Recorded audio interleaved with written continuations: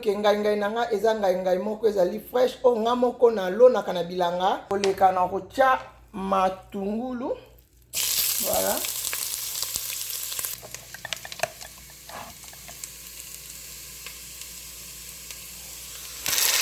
Ngai na biso tozo mélanger matungulu wana ti tokalinga ngai na biso. Voilà. Mwasi nde cuisine, mwasi nde kolamba. Mutu moko abotama na kolamba zate.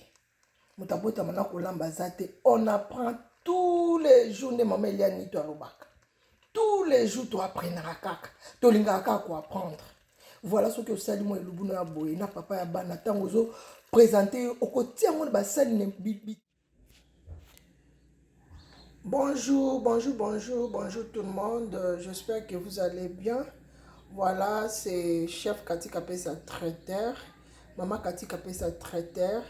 Voilà, maman Kati Kapesa traiteur, les lois elibino nini, maman Kati Kapesa traiteur, a elibino makusa ya bana mboka na émission ya makusa ya bana mboka oezali animé par Yemoko maman Kati Kapesa traiteur. Voilà, les lots tozo sa les lubuna biso ya ngai na Pichard. Alors boza toujours connecté, boza dessus te oza na posa ya vite fait osala moi eloko moko ya vite fait okoki oleki osala ngai trop simple okangi kaka ya pamba okoki kosala pe ngai na yo boye otie moi Pichard na yo et puis epesi penza elengi na kolia. Voilà, ezali vraiment lubu moko très simple mais ça vraiment kitoko na kolia. Bolanda ngai boza toujours connecté, bokozala dessus te et bolanda nga avec beaucoup d'attention. Comment est-ce que toko sala ngai na biso pona mokolo ya lelo?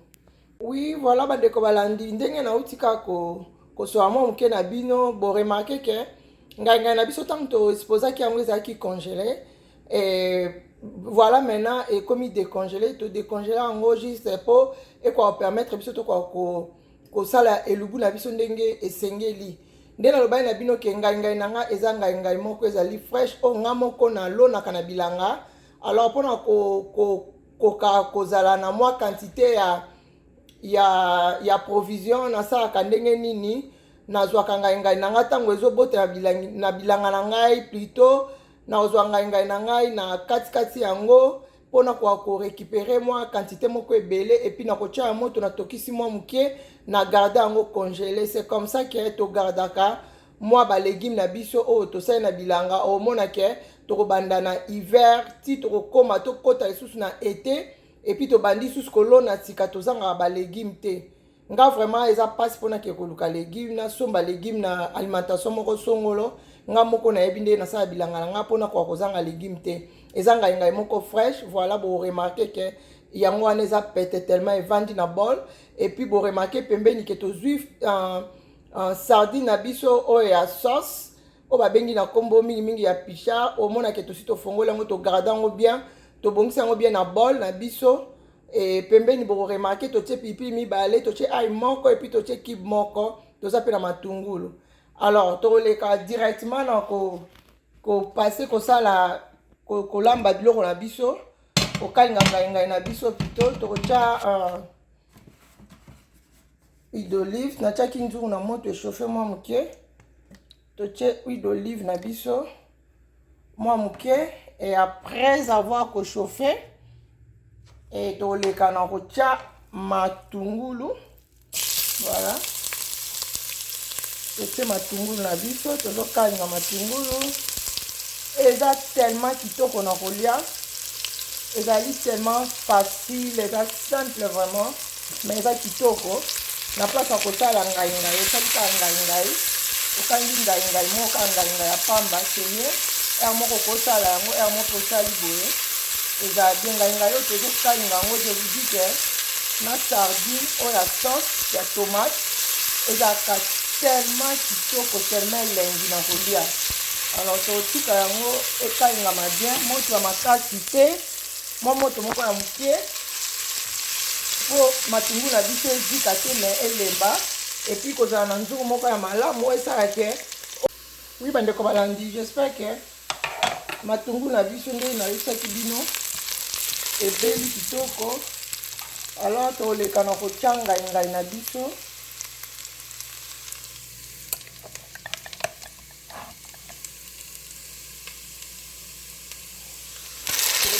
Ngai na biso tozo mélanger matungulu wana ti tokalinga ngai na biso.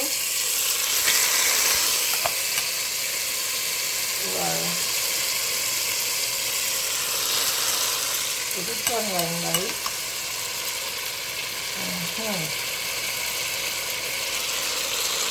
Ngai ezalaka tellement kitoko mais eza simple. Voilà.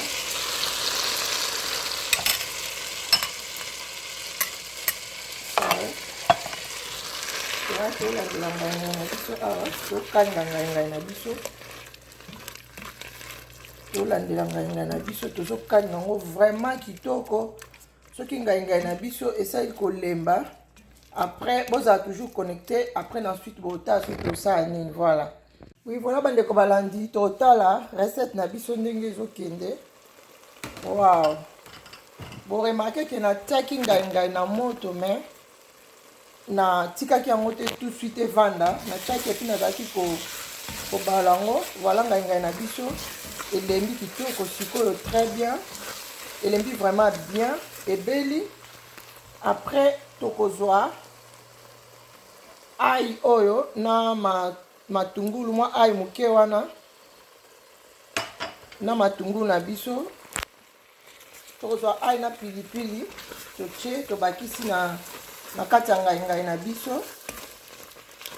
Voilà, bongo ndenge ezokende vraiment lentement sûrement. Et après avoir kotia ai na mwa pilipili wana tokozwa sikoyo pichard na biso eza awa na opanza yango. Naza na posa ezala vraiment mibimba te. Sardine na biso ya tomate eza wana. Bon remarquez que na panzi yango. C'est ça, nalingi ezala ndenge wana. Voilà, na panzi yango na kati ya bol nanga. Et après savoir kopanza na osopango siko na kati ya ngai na biso. Voilà. Elengi na kolia. Recette oyo simple mais kitoko na kolia. Voilà. Tala ndenge ngai ezomona déjà nanu tout esili te. Voilà ngai na biso ndenge epesi biso résultat. Totika yango ezotoka malembe. Ngai moko kitoko na kolia. Epi na suka tokozwa mwa mai ya ngai moke etikalaki wana tokobakisa wana. Voilà. Totie toujours na biloko na biso. Epi totika yango na basama moto moke.